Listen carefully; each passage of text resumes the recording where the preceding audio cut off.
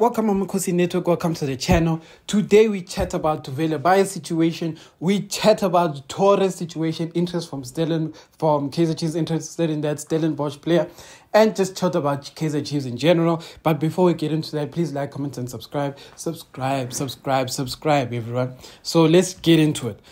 So Kaizer Chiefs, we know, wants Velebayi, and now Cape Town Spurs came out with that story saying that the Cape Town Spurs management came out and said Kaizer Chiefs. Well, they didn't say the name Kaizer Chiefs, but they just basically insinuated that Kaizer Chiefs went and approached the player's family, the player and the player's family, and that is not allowed when negotiating for players. When you negotiate for a player, you have to go directly to the club and negotiate with the player directly at the club. It's kind of the reason why Sandile Zungu, from the chairman of Amazulu, no longer likes doing business with Kaizer Chiefs because of these ways they do business. They did the same thing with Usitebe, and the guy complained about that. It's the same thing that Chiefs has been doing on again and again. I think they did this with Lebogang Manyama and all of these things. This thing of going behind the team's back and chatting to the player. Well, allegedly that's what they do. We don't have facts, but if everyone is crying the same story, then what can we say? And the reason why we're bringing this up is that a lot of people have been saying, these are Bobby's tactics. And obviously we don't know if it's Bobby's tactics or if Bobby's involved in the purchasing, but a lot of people have been saying that. And the reason why I have a problem with this approach that Kaizer Chiefs continuously does, where they go and break the rules, or if we're saying if Kaizer Chiefs is breaking the rules, the reason why I don't like it is that the last time we had a transfer ban with Udex, it happened the exact same way. Why do I say that? Dex team, basically the team that Dex was talking about, was saying, how can Chiefs go and sign Udex without him having a clearance and without the Chiefs chatting to his team and giving them compensation? So Chiefs went and signed a player, Udex, and then they said, you are our player. And then the team was like, how? So you skipping us? And then they're like, no, because you deemed amateur, we don't need to do business with you. So that was the story that we heard of. I'm not saying we know all the facts of that, but now it's come again, and now it seems like Cape Town Spurs was willing to sell Velebayi to us with, I'm guessing, with the second bid that the Chiefs had. But now they are denying selling him because they want to stick it to Kaizer Chiefs. The reason why I'm saying this is that when a team is doing this, what tends to happen is if another team comes and asks for that same player, Cape Town Spurs will sell them to that team because they know what Chiefs is doing. You see? So things like that happen. I think we had a similar case with not getting Usipho Mbuli for these kind of things. Usipho Mbuli were already, I think, chatting to Chiefs, and the SuperSport were like, guys, you can't do business like that. So when they see those things, then they're like, Sundowns was Zomtat. So those are the kind of things that upset us all the time. Because why does Kaizer Chiefs management keep acting like a small team and keep going and doing shady business? If these allegations are true that is being said, why do we keep doing it? Why can't we just act like a big team and go to the team and say, we want your player?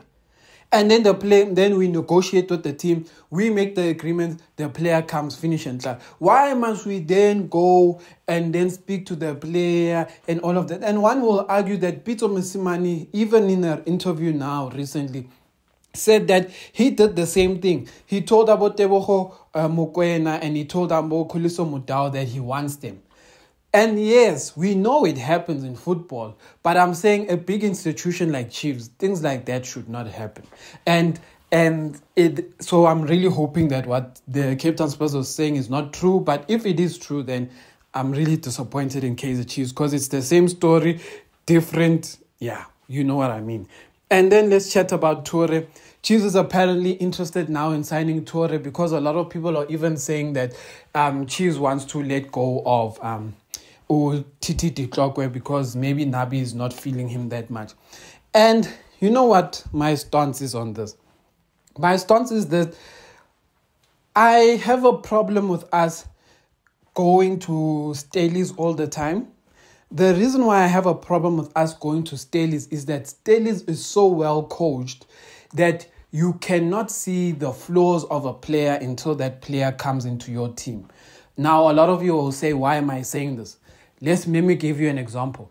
Toure, I have seen him before Stellenbosch. He was not the Toure we sing at Stellenbosch. He was not someone we were even saying we want to get. He was just an ordinary player. We were like, sharp, maybe he can play for teams like Abo Free State Stars, Cheaper and all of that. Sharp.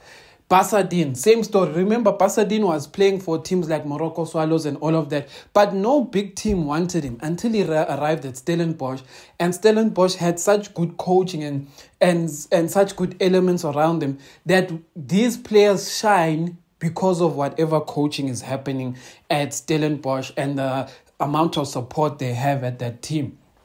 And then now they seem good, but before Stellenbosch, they didn't seem like they were any good. Another player, I'll give you an example.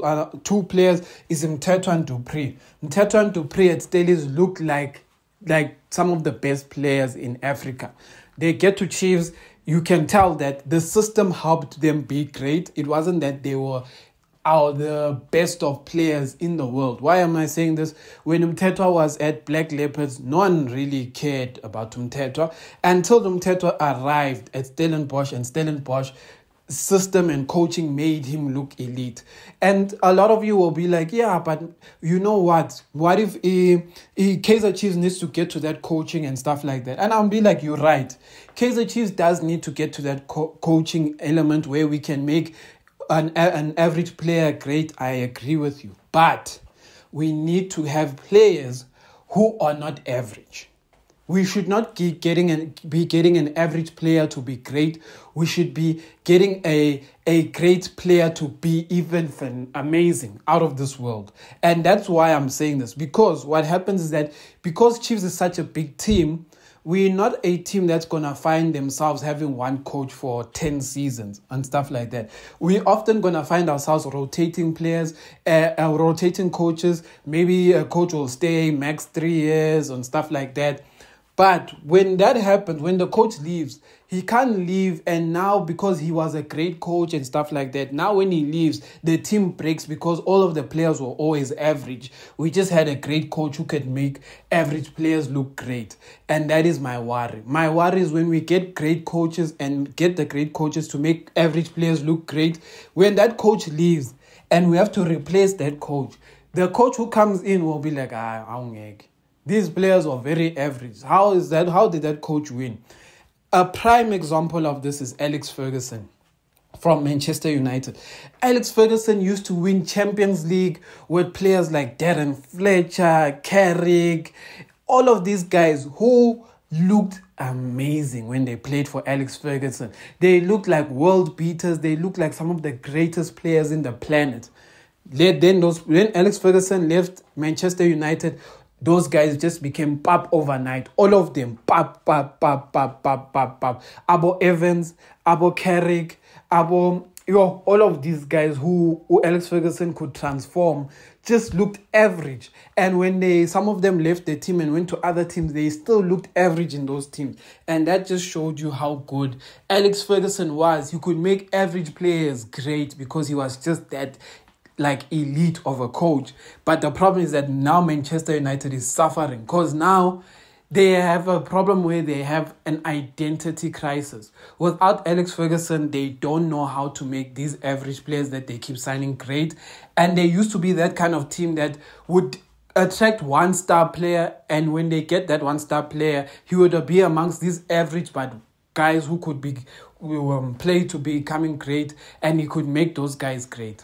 Anyway, that is all I had to say. And my opinions on Toure, Toure is not I'm not a biggest fan of Toure. Yes, can he come to Chiefs and succeed? Yes.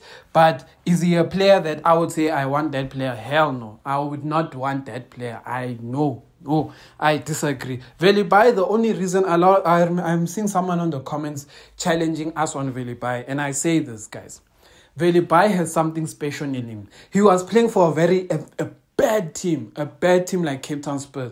But the things he was doing to these big teams, like Sundowns, like Kaizer Chiefs, The last game when we lost 2-0 against these guys, did you see what he was doing to Kaizer Chiefs? Did you see what this guy did to Sundowns? This guy was killing us. He was a threat. He was tatamullaring us. And that's where I saw that this guy plays for a very bad team. But what he's doing to these big teams, imagine if he had the support and the right quality around him. That's all I have to say. Amakhosi for life.